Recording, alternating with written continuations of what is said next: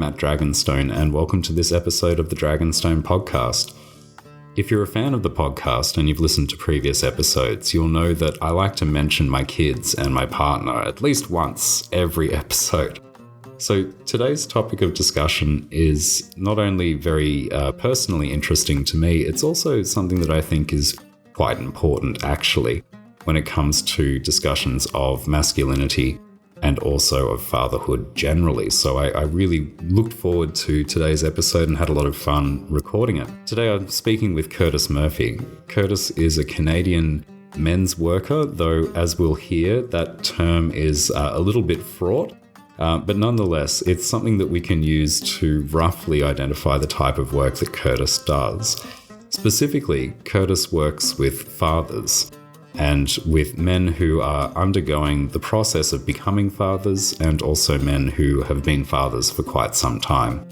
Curtis's approach is super duper interesting to me personally, and I'm hoping to you as well, because Curtis brings an alchemical lens to this particular topic, as well as a permaculture lens and a new thought lens, and the result is a really interesting way of looking at masculinity and fatherhood.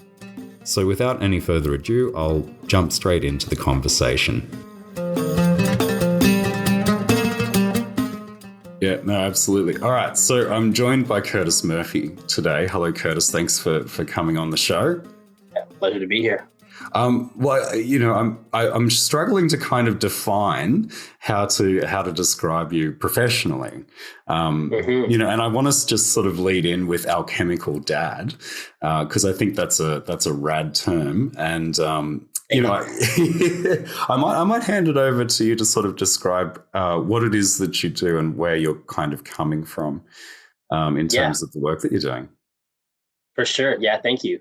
So basically, I work with men, especially fathers, on the basis of the Hermetic axiom of as above, so below. So basically, the idea that all aspects of ourselves and our lives are reflections of each other in a holographic sense, and that anything can potentially be a starting point for a process of transformation. And the key assumption that I have is that we're always already in the midst of transformative processes. So we're seeking to participate more consciously and more responsibly in those transformative processes. And in that work, I draw on an understanding of masculine archetypes, new thought, permaculture, ancestral healing, and Hermeticism. That's kind of my shtick. That's really interesting. I cannot wait to get into, the nuts and bolts. But I suppose before we sort of get too deep, I guess I want to get an understanding of what type of men come to see you and what type of work do you, what are the goals basically of coming to work with you? Yeah, I mean, I think the goal is, in the basic sense, is just to participate consciously in that process of transformation. And I felt drawn to work, especially with fathers, just because that's just where my heart is for fathers and kids and families. And I do work with other men. It's not an exclusive thing. And I also love when I have the opportunity to work with younger men. I have this idea that I want to be the type of person that I wish I had in my 20s and early 30s and stuff, or late teens for that matter. But that sense of an older, not that I'm that old, but a guy who's been through some stuff, who's landed on his feet, who I like to think has some wisdom to share, and just to be in someone's corner. That's really what it is for me. You're a dad, you're a man, you're kind of out there in the ring. I want to be in your corner. That's kind of where I start from. Yeah, nice one, mate. Nice one.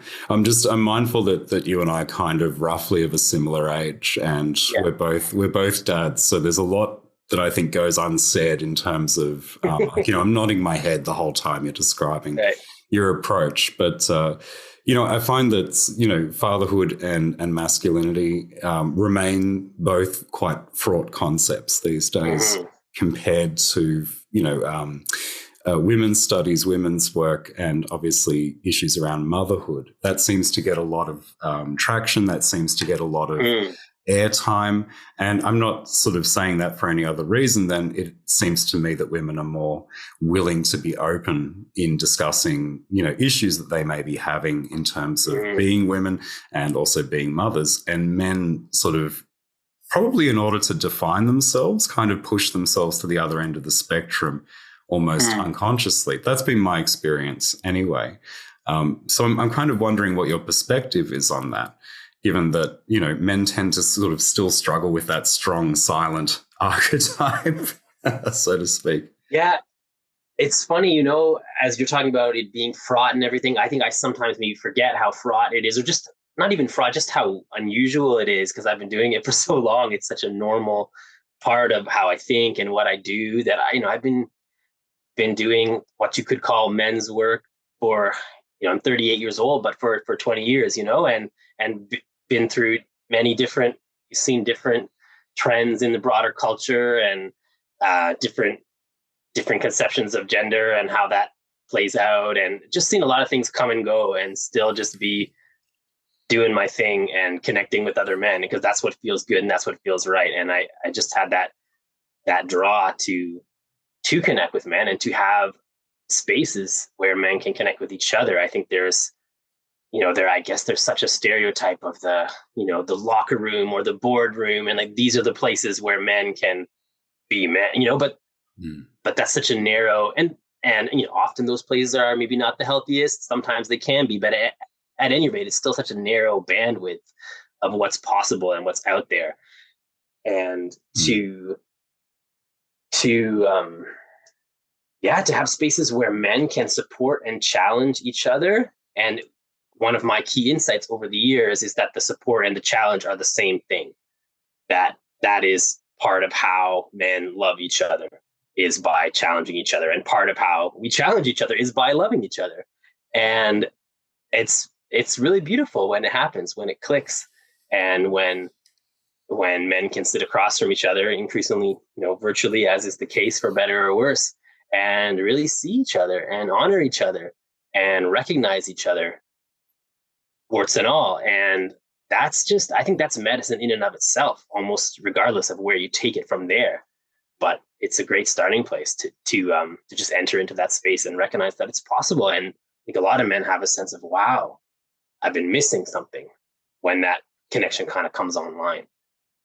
Yeah, no, I totally get it. And I guess, just talking about challenging, right? Like one of the defining characteristics and even sort of trying to navigate this for the purposes of discussion is difficult.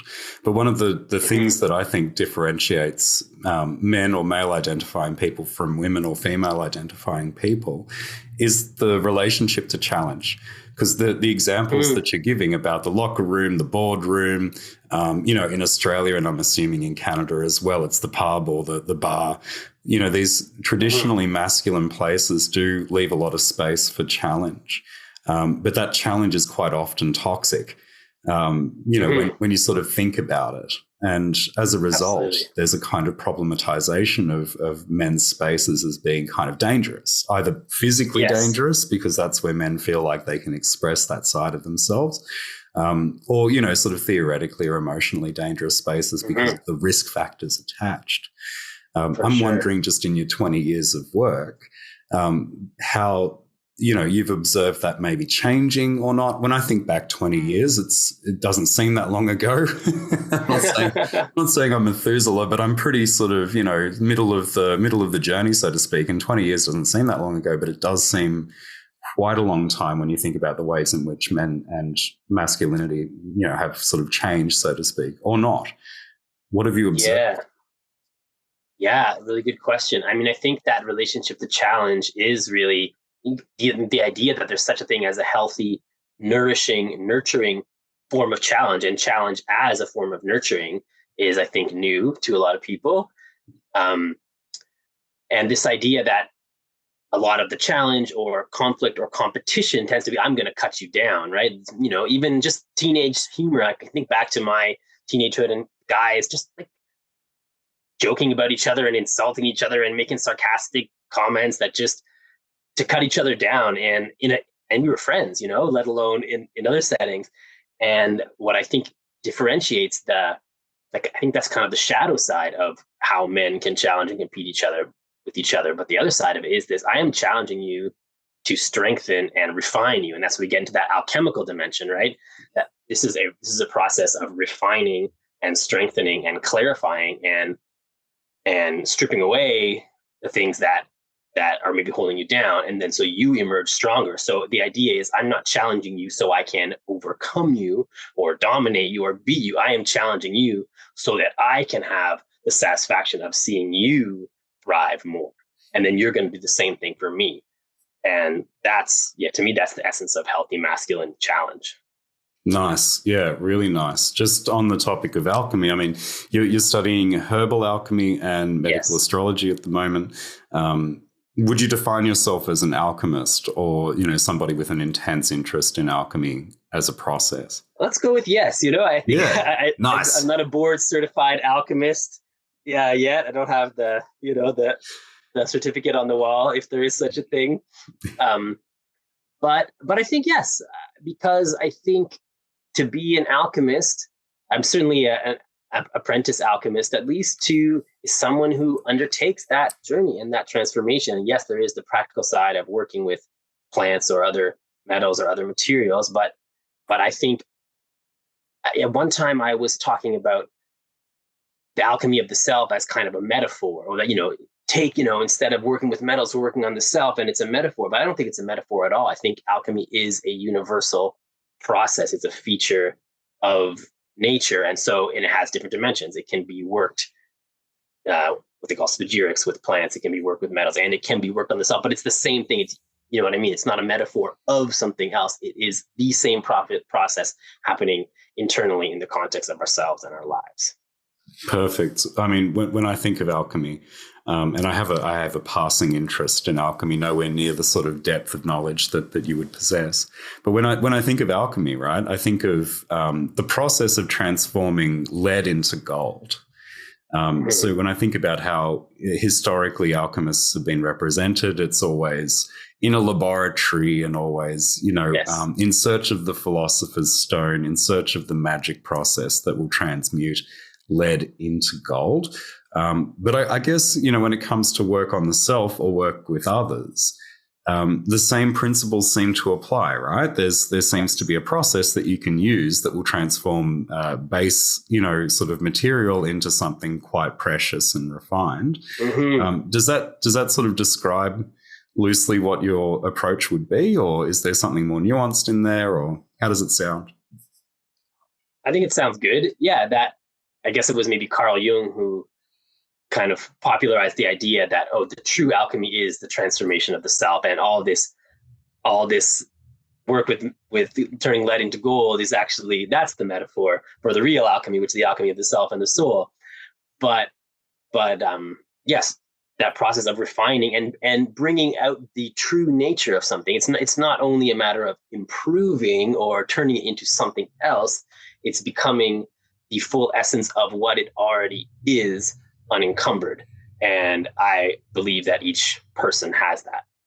Perfect, man. Yeah, nice one. So when we think about challenge, for instance, in the ways in which we typically encounter that as men in society, definitely for me, it seems quite leaden. It seems quite heavy. It seems quite unrefined. And, often that sort of plays into a really negative stereotype of masculinity that we're all sort of struggling to transform collectively. The men who come and see you and the men that you work with, do you find that there's similar aspects in terms of what their understanding of masculinity is and what they're trying to embody that is problematic, that has that leaden quality to it, that has that unrefined heaviness to it that's problematic? Or?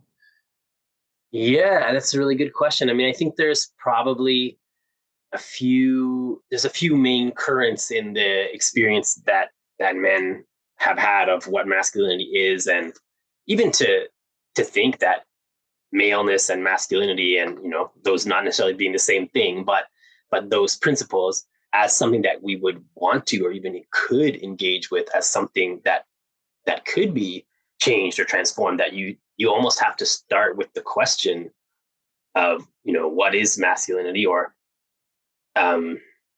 what does it mean to be masculine? Do I even want that? Is that something that I should want? And I think that these different currents, there's maybe men who are a little bit older than me in my dad's generation or something like that, who very much had that, I guess, yeah, whatever the kind of macho, don't cry, whatever that sort of thing is. And I've been in men's spaces with some of these men, especially, you know, when I was younger, and for them, it's this revelation to emotions, talk about how you feel, and just hug another man. It's just like, whoa, deep, you know? Yeah. And certainly I can relate to that to a certain extent. That current or that stereotype is certainly very much alive and active, and it impacts us all to varying degrees. But I certainly feel like I grew up much more in the, you know, the 80s and 90s, early 2000s, you know, sensitive and, you know, not be macho, and masculinity was mostly a list of things you should not be or you should not do.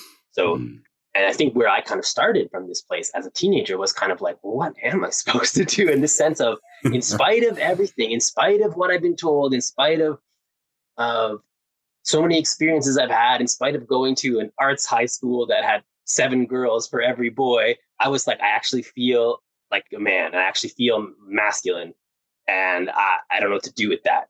So that was kind of, I was looking for orientation in that. And this is something that I do believe, and I know it can lead into bigger and potentially more controversial topics in terms of social construction of gender and where we even get some of these ideas. And that, you know, that's probably its own podcast. But to me, there is something that a person can feel, and this can go for your male, female, transgender, a certain sense of, this is who I am. And yes, of course, it's shaped socially, but on some level, I have a certain essence that needs to be honored and needs to be worked with. And so I started looking for something that you could call non-toxic masculinity, right? Like, I'm always curious, how often do you even hear the phrase masculinity without the preface toxic masculinity? Does anyone even say that in mainstream media or culture? And I don't think very often. And, you know, I used to have a bit more of a chip on my shoulder about that. And now it is what it is. I'm doing my work, and I really want to, anyone who's asking those questions and who wants to orient towards a healthy masculine archetype, or a set of healthy masculine archetypes, I want to help with that process of orientation, because there's material, there's models, most of us, I think it's fair to say, haven't had that many lived, embodied men. There's lots of great men, there's lots of great people, but to say that man in his masculinity is very inspiring to me, or very nourishing to me, is not something that I think a lot of men my age, or of many ages in our society, have experienced. And I think when we do experience it in little drips and drops, there's something about it that comes alive in us, and that I've seen come alive in other men. And I think that's really important for healing culturally and collectively. Yeah, definitely. Look, I mean, you know, you don't sort of go through a process of transformation and refinement without struggle and challenge and, you know, suffering to a certain extent, right? There's a lot of anguish that I see locked up in men, and also in the male experience generally. And just to your point where, you know, I dig it. Like, I don't often hear masculinity without the added toxic associated with it. And a lot of the critiques of masculinity that have emerged into, you know, the social discourse over the past decade or so have a really sort of solid and valid foundation. For sure. For me, I went to an arts high school as well. I went to a performing arts high school. Oh, yeah. But the town that I grew up in, Newcastle, it's a steel mill kind of coal mining town. The version of masculinity that is predominant, you know, in that space is highly toxic, full of literal heavy metals. You know, just by virtue of the work that's done there. Yeah. And so, you know, my journey of sort of relating to my own masculinity has been fraught. There's been a lot of challenge, and a lot of the men that I know from not only that sort of time and place, but also, you know, just in the other areas that I've, you know, lived and worked in, there's still that process of refinement that's going on. And so when I think about this through an alchemical lens, two of the processes that I'm familiar with in terms of alchemy in order to break things down into their component parts and refine them are calcination and, and dissolution, Yes, right? yes. And both of those they're juxtaposed, right? So when you think about the process of calcining something, you just smash it with fire, right? And you burn it until you burn away all the other shit. Yeah. And then if you were looking to dissolve something that's incredibly watery, quite a lot of the men that I know who go through processes of transformation, specifically within the context of their masculinity, they tend to prefer a calcination approach. They want the crucible, they want the fire, versus the watery dissolution of the self through the medium of emotion. It's 6 of one, half a dozen of the other from what I've observed in terms of effects. But quite often the thought of entering into a water-based relationship to the self, talking about the emotions, possibly, God forbid, crying, and even worse, crying in front of other men, that's something that's, men, I think men are kind of aquaphobic in a sense, right? now that's something that could definitely be unpacked. Aquaphobic. Yeah. Huh. Yeah. Wow. Yeah. Huh. Calcination over dissolution, as you're almost saying that for many men that sort of feels more comfortable or less threatening. Yeah, I am. Like, let's take some popular examples. Like when we think about film, right, and cinema as, one of the main ways in which masculine archetypes are sort of projected to us in order to internalize and kind of normalize our behavior. I think of a lot of the typical hero's journey narratives as involving tremendous amounts of fire.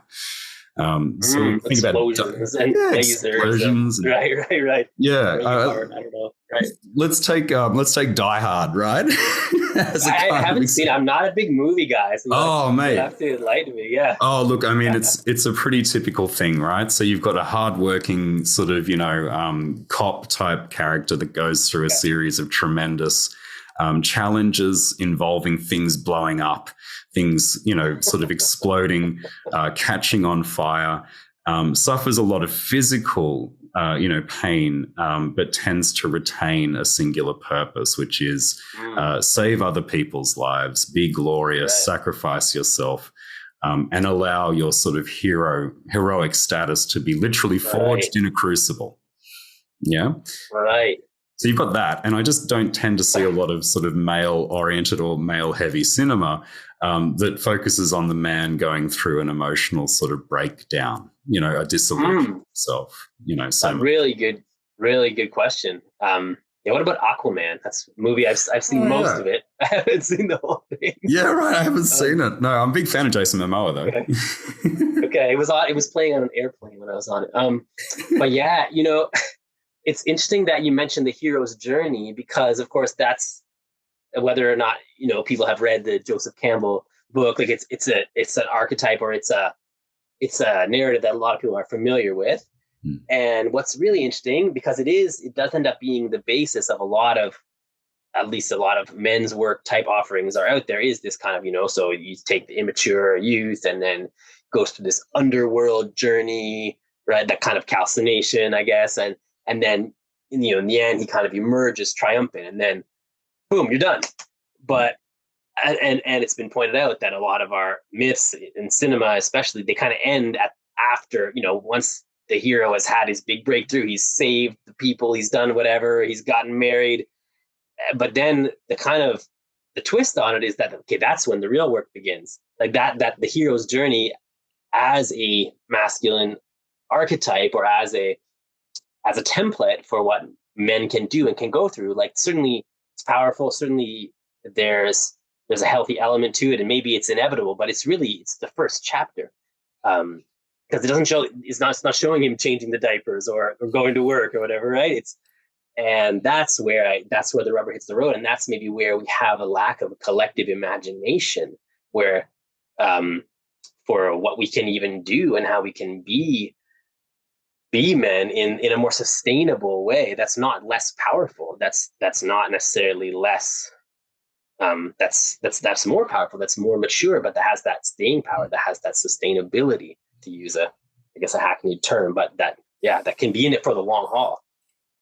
Yeah, absolutely. I mean, when I'm thinking about those movies, I always imagine I always sort of observe, sorry, that the hero in those movies never really changes, right?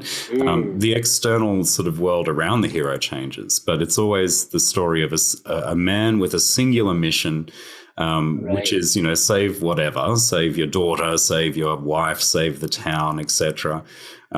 And the trials that person goes through, really are just challenges to that person sort of, or that man kind of triumphing, going through a victorious period of triumph, and then just never really deviating from the vision that they have at the beginning of the journey. Right. And I love the fact that that's just the first part.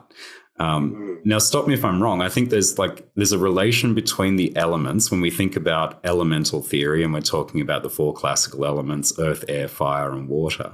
Doesn't fire lead to water, or is it sort of earth, then fire, then water, then air, or what have you? Or earth. You stunned me there. I think of you kind of stunned me there. Which one leads to which? I'm not going to try and answer that because I'm going to muddle it up. No, that's certainly okay. there is this way that they lead into each other for sure. Let's thinking about spagyrics, right? So you take sort of the plant matter, and it's a process of refining through calcination and dissolution and then recombining. But you would take the calcined salts of a plant, or you would take the calcined salts of a material, and then you'd dissolve that again. Dissolve it again in the liquid medium. Yes. Yeah, and I just think that right. So in that sense, the fire leads you back to the water. Yep, exactly. Yeah. It's just that we don't get shown that in a lot of sort of cinema, and we don't get it shown that, I suppose, in a lot of the ways in which the masculine archetype is kind of presented to us. It's almost as if masculinity begins and ends with triumph externally, rather than kind of going through that inner process of transformation. We don't see Bruce Willis or Arnold Schwarzenegger or Sylvester Stallone suddenly realizing that they've caused tremendous amounts of death and carnage and then just going through that big breakdown. We don't see the tears usually. And who would direct that movie? And I guess who would watch it? But I would pay to see it if it was Arnold Schwarzenegger, for sure. Yeah, for sure. Yeah, for sure. Like kind of like you said earlier about, choosing calcination, this process of this fire-based process of transformation, or this water-based process of transformation, and that maybe you could choose the fire-based process and then be like, surprise, bait and switch, gotta go to the water one now anyway, and then then get filtered out. And there's layers of refinement to this, and there's a spiral nature of spiraling back through the same things. In a different way, in a different stage. Yeah, it's just like a lot of just thinking about the ways in which I've seen men transform, right? The preference for the calcination and the trial by fire and the triumph over external challenge, that will always inevitably lead to some sort of watery, emotional sort of integration. Yeah, but that's never really broadcast. And you can't, I don't think you can talk about masculinity and men without discussing ego. Yeah. And sure. I just think that ego is a fiery being. Yeah. I sometimes think of ego as an airy being. But oh, do you? Okay, cool. Question. Not an earthy being, not a watery being. I maybe think of air in the sense of being a bit evasive. But ego as a fiery being. I'm gonna have to think about that one. No, I'm gonna have to think about ego as an airy being now. Like I never really. Yeah. Well, I know something that came up recently in my studies. This idea that the fifth element, the quintessence, kind of, and that in the so-called Eastern alchemical traditions, in an Ayurvedic tradition or a Chinese tradition, there are 5 elements, but in the Western tradition, there's 4 elements, and there's sort of a fifth, but the fifth one's kind of secret. And that's the one we don't kind of talk about that so much. We know it's there. and that how that kind of led to Western alchemy and then eventually Western chemistry and Western science becoming much more materialistic and reductionistic because the spirit, for whatever reason, I'll take it back to the Greeks or something, was not as explicit as one. It was not the 5 elements. It was like the 4 elements and the bonus, like the other Ghostbuster who comes in sometimes but it's not really part of the main crew. So kind of, and a lot of these practices are about bringing that back in, bringing that spirit back into the material, back into the other elements consciously. Do you find that the men who come and see you and the men that you're working with, what is the process of recognizing the quintessence? As in, how do men kind of come to that realization typically? Because a lot of the ones that, I mean, myself included, right? A lot of the time it's quite easy to get caught up in identifying with the 4 elements. For me, it's fire and earth, right. Occasionally water. But, there's just a difficulty recognizing the quintessence there. What is the process of recognizing the quintessence? I mean, I think part of it is seeing it reflected back to you in other people. I think that's a really big part of it, that maybe in some level we can't discover it purely for ourselves or by ourselves.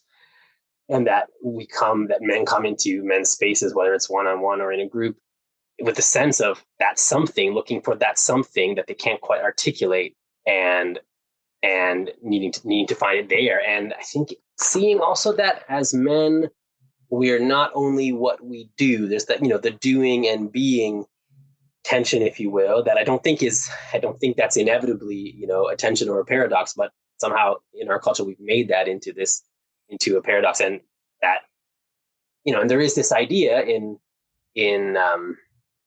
Hermetic traditions that, the masculine principle is the active principle, and that's always doing, right? It's really interesting, actually. You're making me dig back into, layers of this stuff, and how that, for an older generation of men or all of us to some extent, that becoming more whole was like getting in touch with my feminine side, right? Or the healing of men is discovering your femininity. And it's kind of funny. I mean, there's truth to that. I mean, again, you get into like how we define masculine and feminine and all that. But I think that there's this other piece of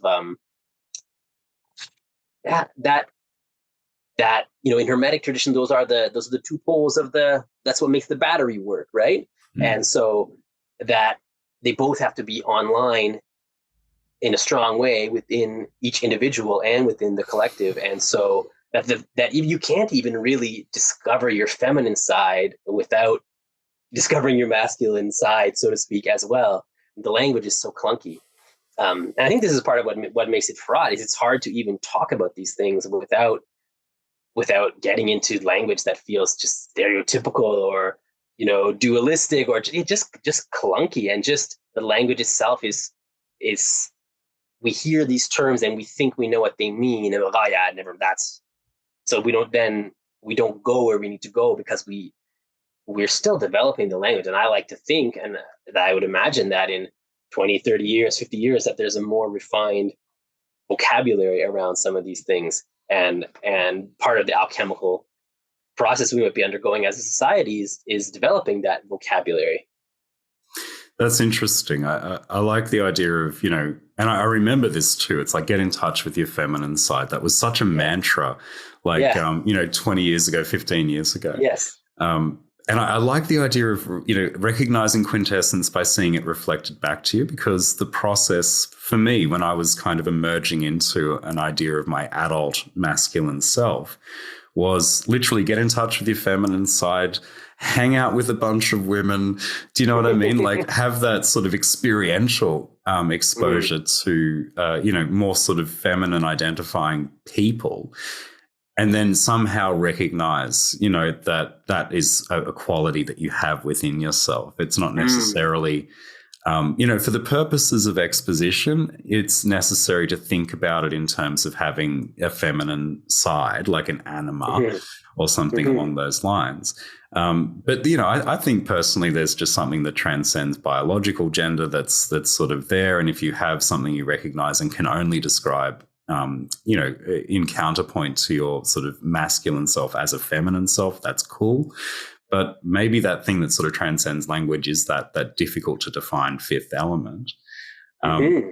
But, it's just really interesting, I think, that having that reflected back to you has so far been sort of exposure to, something more feminine, as in more womanly. And that was the way in which you kind of go about integrating that part of yourself. It's interesting.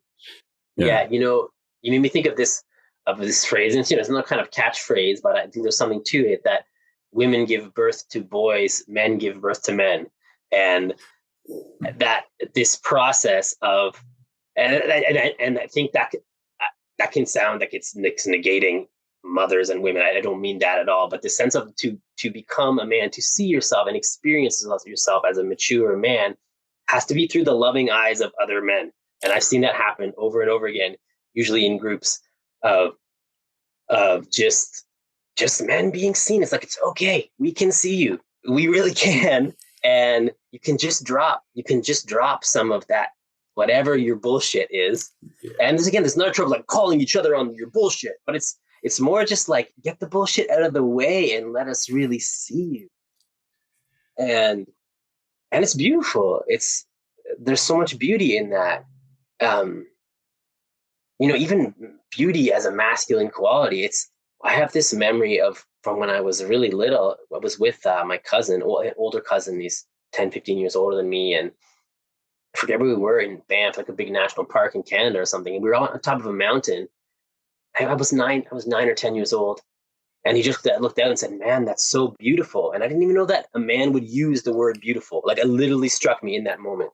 I didn't know you could use that word as a man. Like, you wouldn't say that looks nice. It looks good. I like it. But that is really beautiful.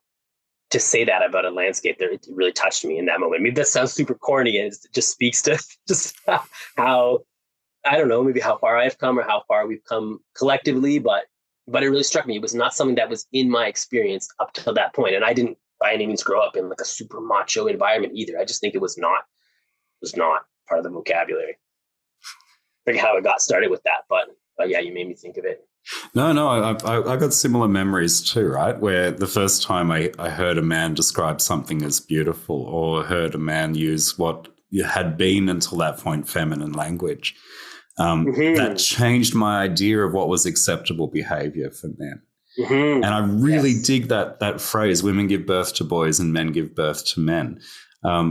Because, I think so much of the, so much of the kind of unrefined, leaden, toxic masculinity, so to speak, and the critiques of that come to us are that men are too hierarchical, that there's this sort of big alpha dominance kind of, dynamic in there.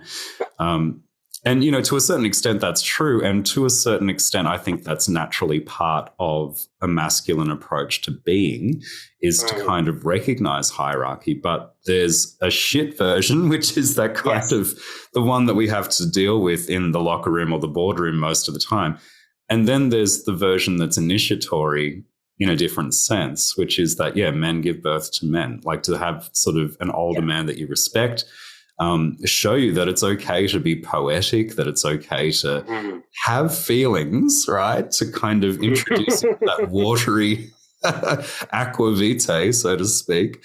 That's something that can totally change and give you permission to feel not so uptight, to kind of balance out the elemental structure within you. Yeah, it's just a really interesting thing to think about. And I've got so many memories just like that, where there was a time when I would think of myself as other until a man who I respected would demonstrate, behaviors or have opinions that I was problematizing within myself. And then that was like, okay, you've got permission now. You can be that if you want to.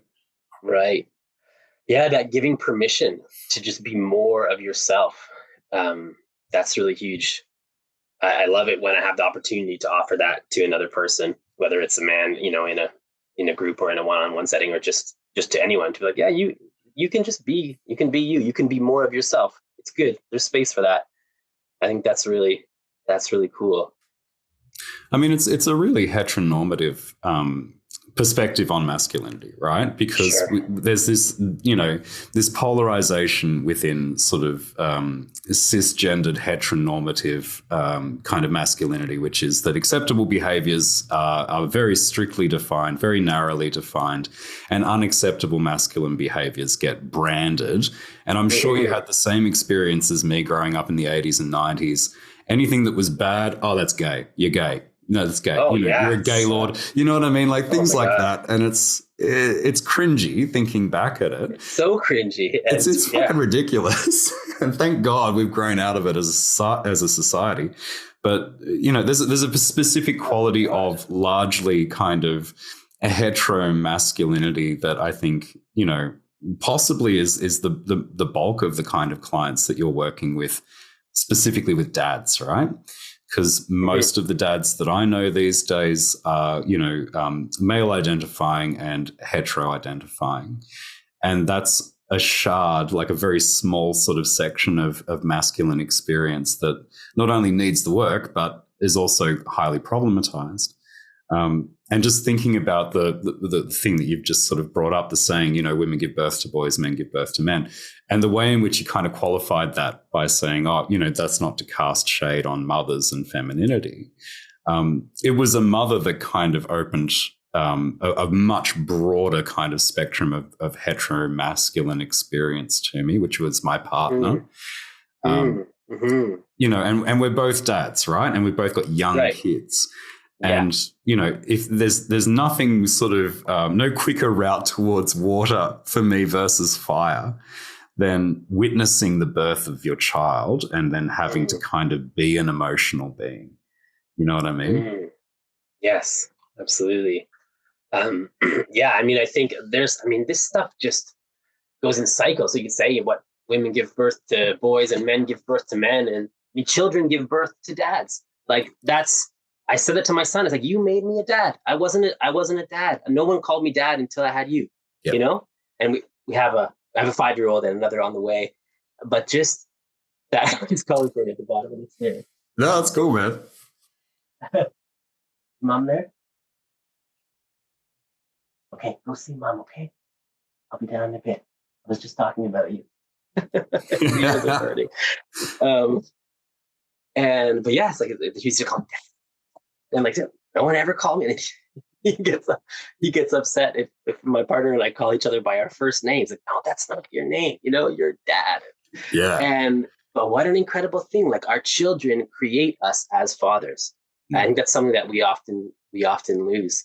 That the parents make the child, but the child, they make us parents. Whether that's by adoptive parents or whatever. But like with these relationships, the relationships are what constitute us as fathers. So that work of I don't know, to really honor that, to be loyal to that, to be worthy of being called dad, and I'm saying worthy. Okay, I'm not judging who and what isn't worthy, but to really hold that as something really sacred.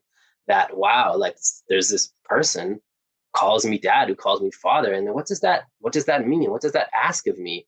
And it's really it's something to behold. It's something really quite awe-inspiring. And another someone that my wife works with said, I always say our children need us as much. Sorry, we need our children as much as our children need us. And that really, like that, I just feel that so much. And yeah, I want to live in a way that recognizes that is true, because I think it is true. And we can get caught up in a certain type of self-importance, or just being stressed and tired, and that's such a key component of this as well, is what is it to be a dad, to be a father? That's more than that includes the protector and provider in a holistic sense, but is also more than that. That's something I'm certainly growing into, and there's a lot of work to be done there. Oh, absolutely. Yeah, mate. And look, I mean, I totally dig the whole, children give birth to fathers thing. Because I wish I was more in touch with a better version of my masculine self when I became a dad. Hmm. Because, when you transition from just a non-father to a father, right? When you step into that father role, not only is it instantaneous, yeah, it really Hmm. kicks in once the baby's there screaming, right? Yeah. In the delivery room. But it also throws you back on what your masculine self is beforehand, right? So, Yeah. my first kid came around February 2020. What a time to have a baby, right? Oh, Um, God. so Wow. there was like immediate challenge. And not only because, the way that my eldest was born was, quite sort of difficult. There was an emergency situation with a cesarean Yeah. that wasn't planned. I had to kind of really step into a version of my masculine self. At least I thought I had to, which was Hmm. action based, which was super fiery, which was, okay, here's a problem. Let's just jump straight into solution mode immediately. And to hell with everyone else. The only thing that matters is me and Hmm. my family, my partner, and my kid. And I have to be the big protector, and I have to sort of be action man. Um, Definitely not the right approach on Hmm. reflection, but the one that I instinctively thought was appropriate, because I had to knit together an idea of myself as a father kind of quickly. Um, Hmm. and I just wish that I had probably more of a refined sense of masculinity before I took that next step into Well, fatherhood. don't we Because all? yeah, Yeah. yeah, because it I was mean, I think fiery, there's, right? yeah, I mean, there's something paradoxical there too, because I know I certainly had this idea. Um, my dad's an all right guy, but certainly I had a sense of I want to be really ready when I have kids, and I had this Mm. this notion I'm not gonna have kids, I'm not gonna be a dad till I have my shit like completely together, and you know what? Yeah, Right? yeah. And it was a source of tension with my partner and I when we were first together. Like she's a couple years older than me, not a lot, but she really wanted to have kids and had wanted to have kids for a long time. And I'm like, yeah, probably sometime, like maybe when I'm older and more mature. Mm. And we got there, but um, but I, I just had to accept that my shit is as together as it's going to be right now, and there's a certain amount of learning on the job, and I actually really feel like we go back to this alchemical thing. Like my son has forged me as a father. Like I couldn't have been ready to be his father until I was his father. And there's a certain amount of groundwork. Sure, I think of it like making a building. You have to prepare the site. Maybe it's a toxic dump, and you have to do some remediation, and right, and Yeah. maybe you build a foundation, but you can't build the structure before the materials arrive or whatever. It's a clunky metaphor, but I really feel like that. And now as we get ready to have this second kid, I'm like, oh, holy shit, I have to really be, leveling up even more because now I'm going to have two kids. And one of my biggest challenges is when there's kind of chaos and cacophony around me when my wife and son are talking to me at the same time, and so I'm just like Mm. someone's knocking. I'm just like I just can't. Okay, I'm getting ready. We're gonna multiply that exponentially, right? But there's plenty of growing edges that I have, but just to realize, yes, I'm doing what I can to be ready to meet this challenge from as solid a stance as I can, and it's also going to be something that just washes over me, and that I fundamentally this next child is going to be writing or co-writing the next chapter of who I am as a father and my partner together with our son. Like we're all going to be creating that it's a live recording. It's not it's and and there's parts you wish you'd go back and edit and but it's what it is. And so really to have that, and this is something that I bring to my work as well, is to really have that that lust for transformation, and that just reaching for the stars kind of thing, but also just this really prosaic, like honoring of who we are right now. And that it has to, on some level, be enough, even if it isn't, Mm. doesn't feel like it is.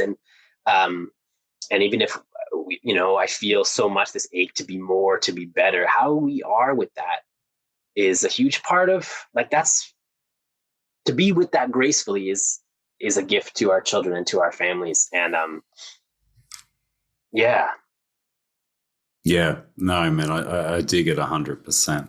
It's, in retrospect, yeah, I still believe that I'd want to be more sort of ready, but I 100% understand what you mean. You can't be a dad until you're a dad. Yeah. You can't build the building until the materials arrive. That's a fantastic analogy, man. I love it. I love it.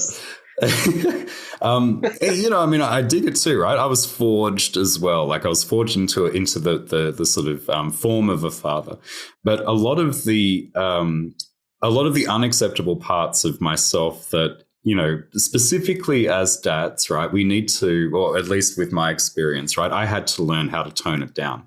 I've got 2 daughters, okay, and obviously my partner is a woman. So I'm living in a pretty watery environment, right? Not just astrologically, my partner's double water, my first daughter, double water. Thankfully, my second daughter is air and fire, so there's a little bit, of alchemical balance sort of happening there.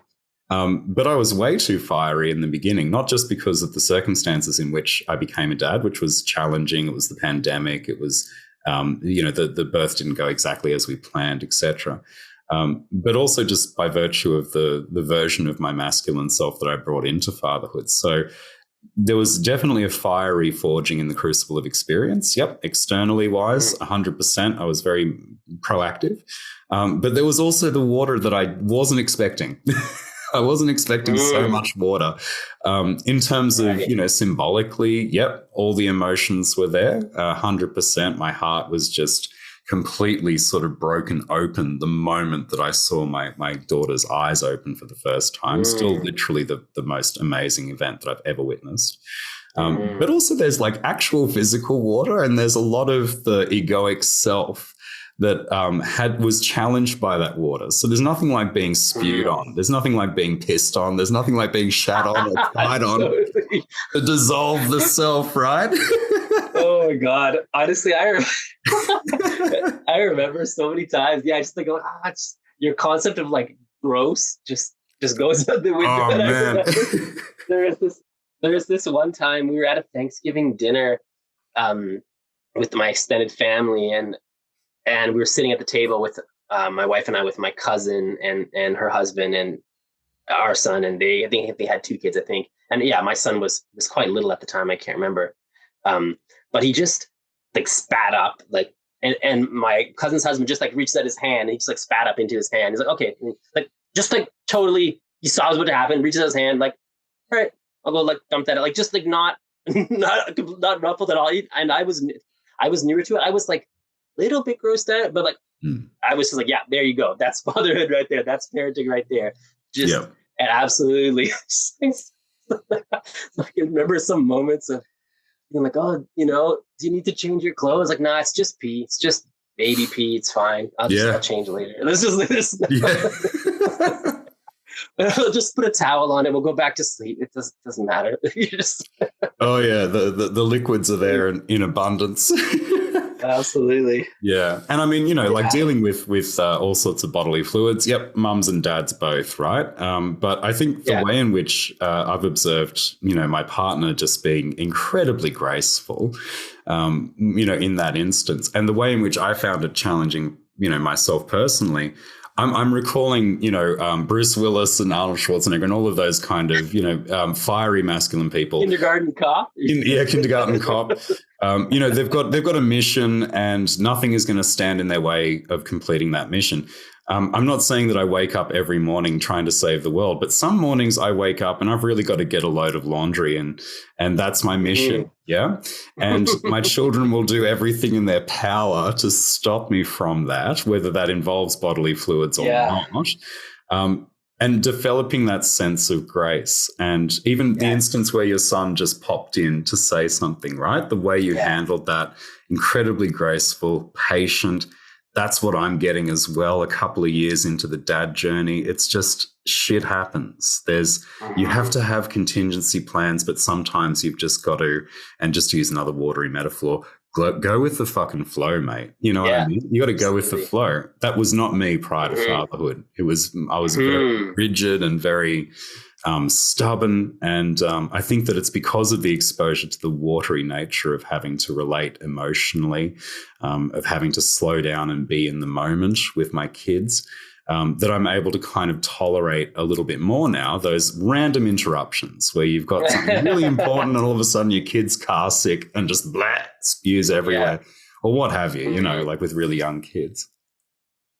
That's interesting. You know, I certainly relate to having to become more gracious with just so much dramatically less personal and mental space. And before my son was born, I was so militant about meditating like first thing in the morning, right? Like, and I would not do anything else. And just like that just doesn't happen anymore. No. If I get up an hour and a half before him, I can, but I'm also tired. You know how that is. But I was going to say, actually, for me, I actually feel like as a maybe flowy or a bit scattered person, parenthood has made me become more structured and really have to plan, because I can't just, I'll do that later when I have the energy, or I'll stay up super late tonight and sleep in on the weekend. I get to actually, when the fuck is this going to happen? Okay, it's going to happen in this 25-minute chunk right here. And here's how I'm going to make that happen. And here's how we're gonna just make things work, and this sense of someone really depending on you, and then this deepening interdependence with my partner of that and negotiating time has been such a thing, in our different perceptions and conceptions of time that we kind of talk about now, that our time is like it's like a shared bank account that I have to be really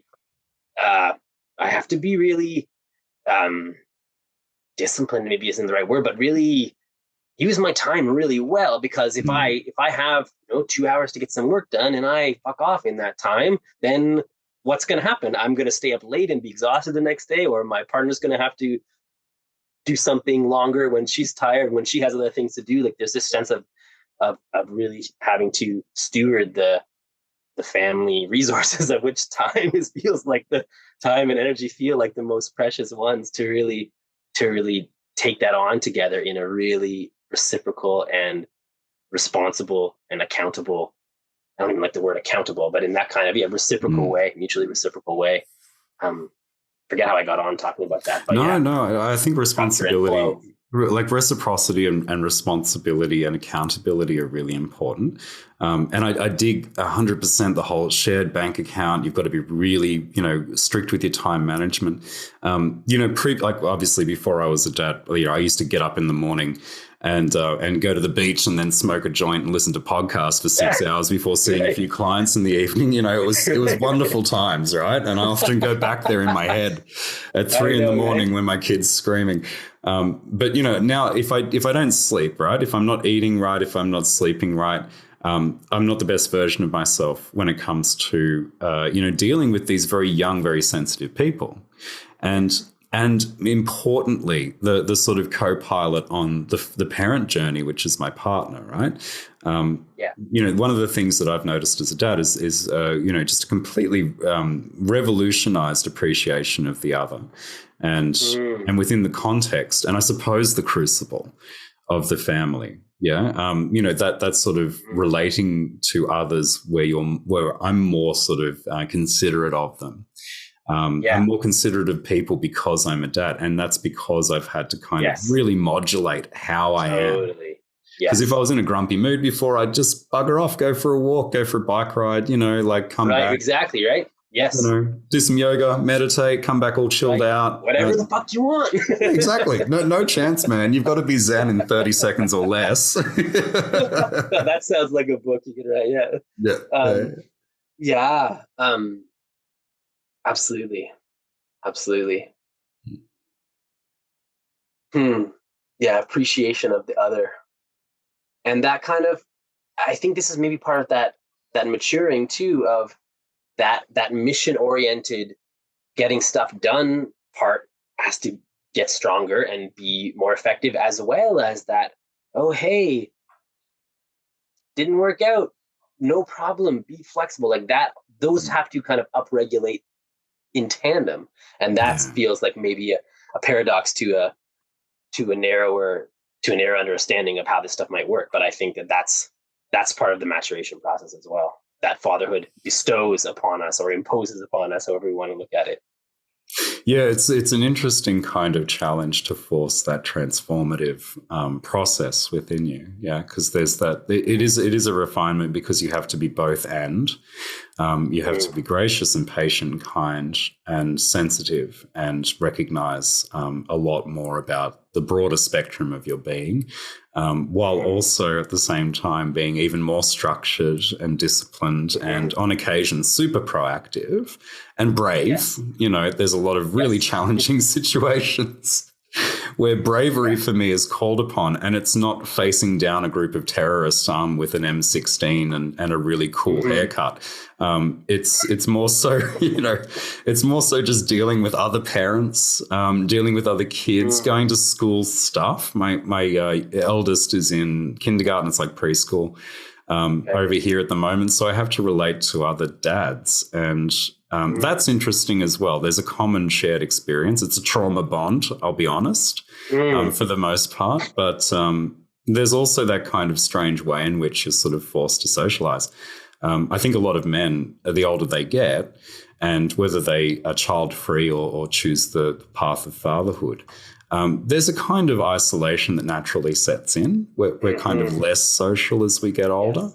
And so the forced socializing for me is the introduction of a kind of elemental quality that I wasn't entirely familiar with before, which is that airy kind of sociability. That I think, you know, that's a challenge that I've noticed as well. It's a little bit peculiar. Have you noticed something similar, or are you just naturally a sociable chap? That's a really good question. I certainly feel some of that challenge in maintaining the web of social connections as I get older and as life changes. And it's kind of a narrative I want to push back against, that there's something inevitable about it or natural. I mean, I do think a lot. I'm not sure how true that is cross-culturally throughout time. I don't know, maybe to some extent. I know in German they have this word, or I don't know if it's a real word, but Zweisamkeit, like literally means twoliness, like loneliness of a couple, of the two people who are like lonely together. And I certainly see some of that in the domestic sphere of that, the family, you know, your partner becomes your best friend, and you're friends together with other couples, and that can be a bit just not as dynamic as I think our social lives could be. And I don't know. I think I'm certainly a social person by nature. I'm also very introverted by nature. And, you know, in my younger days, I had time to indulge both, plenty of alone time and plenty of time in groups and with friends. And so I think maybe what does happen, maybe inevitably over time, is there's this honing of focus of, you know, what do I really, really want to put my time and energy toward? And it demands a certain type of ruthlessness or a certain type of commitment to really, because you can't do it all. You're not going to do it all. So what am I going to do? And like you said, yeah, you go and smoke a joint and be on the beach for 6 hours and then do your work later. And, you know, I so often think, man, if I had the amount of time I had then with the capacity and commitment that I have now, I'd be a superhero. That's not how it works. Because again, that capacity, that clarifying of purpose is honed through having to choose, through being forced to choose your purpose and being forced this kind of winnowing away of things that, yeah, I could take or leave that, but I'll just take it. And the sense of having that purpose and mission. And that's something that I put a lot into myself and that I like to bring to men's work, is this clarifying purpose, because I do think that having a driving purpose in life is important. And I think as parents, it's as much as, you know, I work with dads and children, and fathers are really close to my heart, and it's part of my purpose. I also think there's something seductive to this idea that your children become your purpose that can really lead people astray, you know, men or women or anyone. I'll find my purpose later when my kids are grown up or something like that. Carl Jung also, he said something like the greatest burden on children is the unlived lives of their parents. And I come back to that again and again of I cannot use my son and my family as an excuse for not moving forward with my vocation and my dharma, you might say, or whatever my work is in the world. And so to kind of, and there's times where the focus is less, or times where the focus is more, but to really keep that flame alive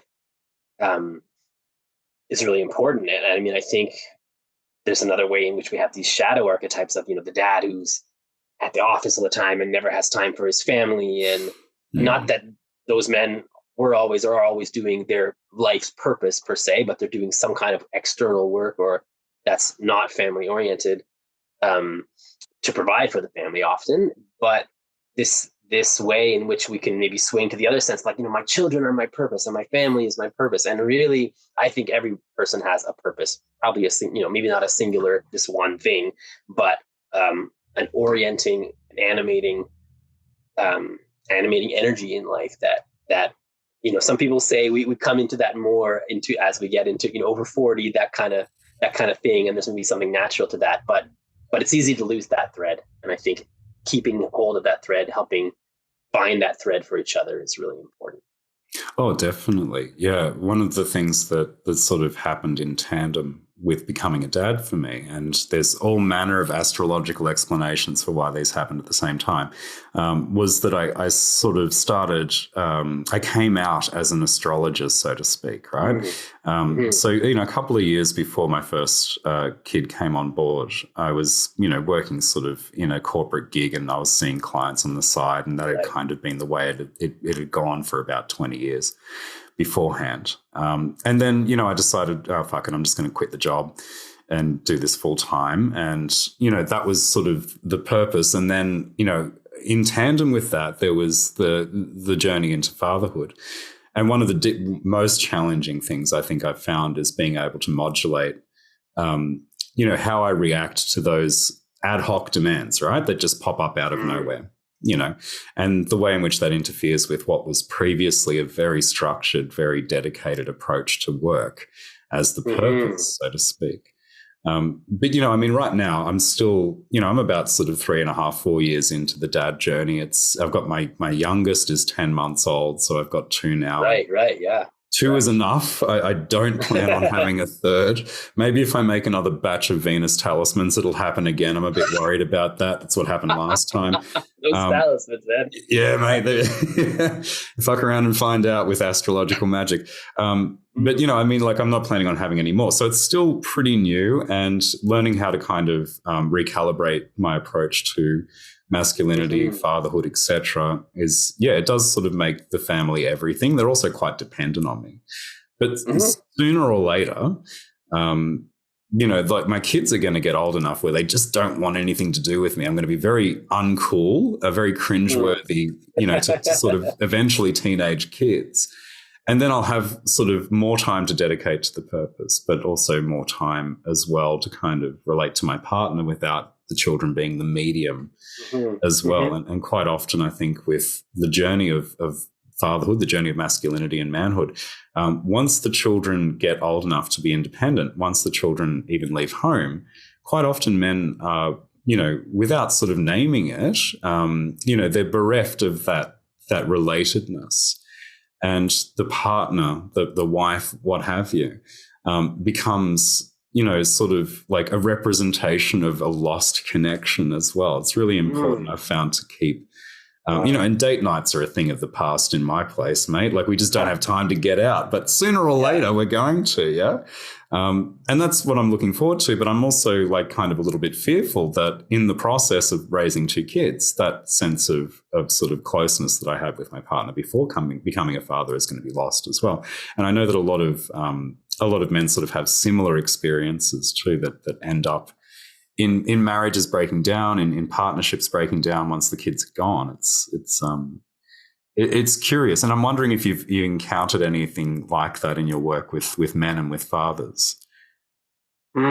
Yeah, certainly that was some version of that was the experience with my parents. That their marriage ended when I was 18, my sister was 20, and there's different elements. But something of, I think my dad thought that, okay, now we're going to kind of reconnect, and we're going to have this glorious, that. And then my mom was kind of, didn't maybe feel like there was much possibility to connect anymore. Like it just, or they had drifted apart in the intervening time. And that's probably an oversimplification.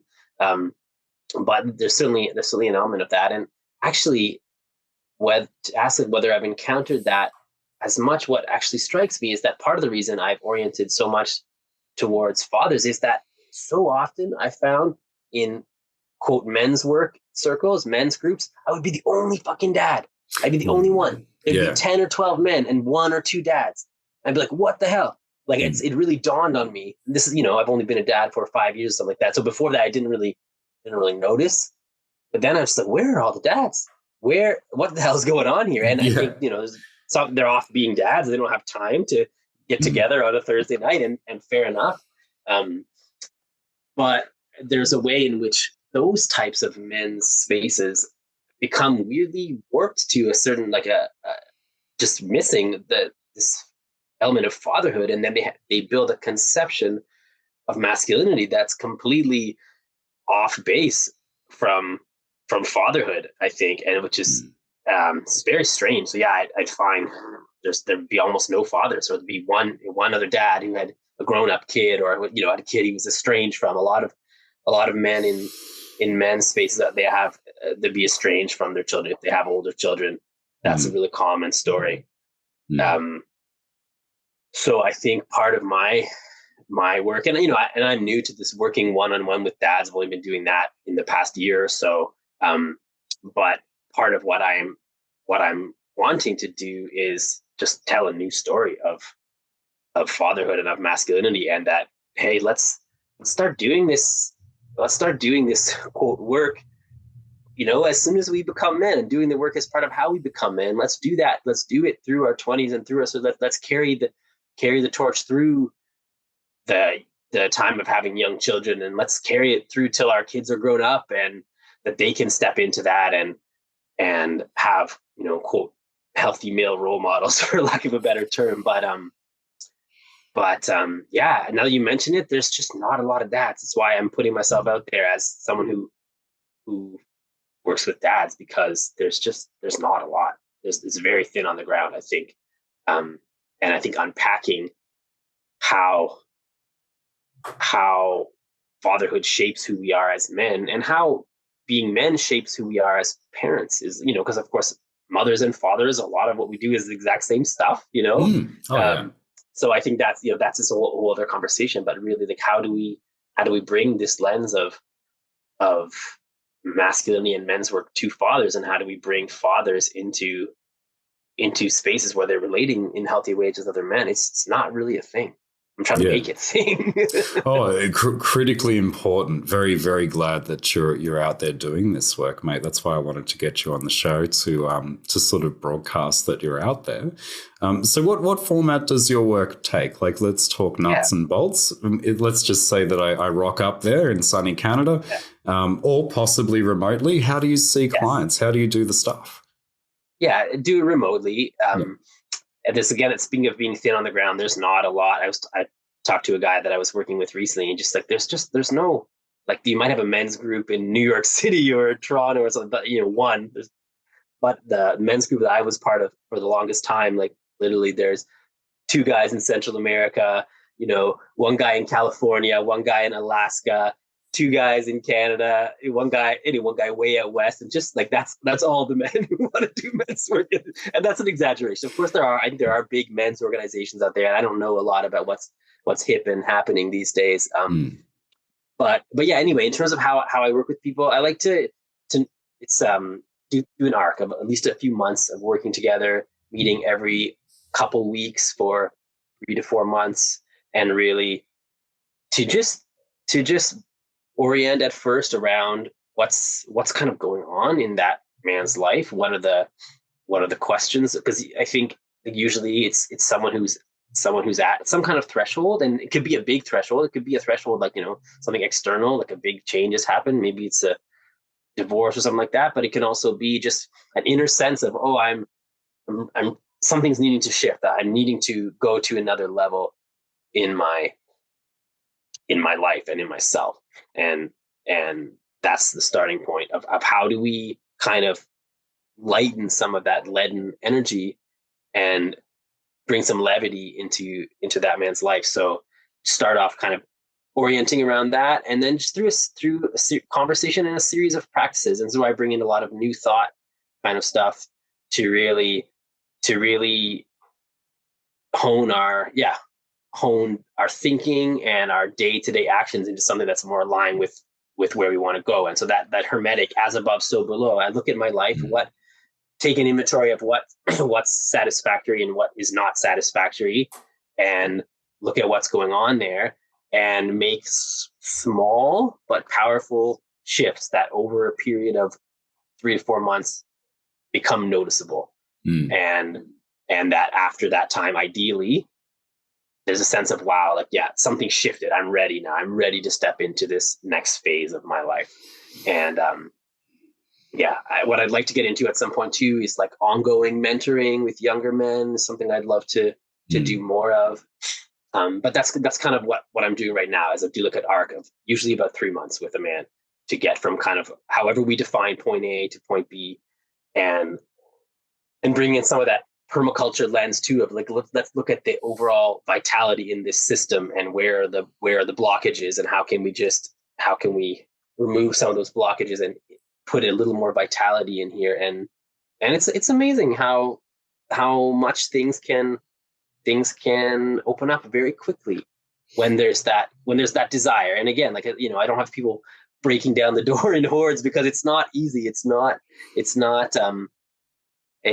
something that is,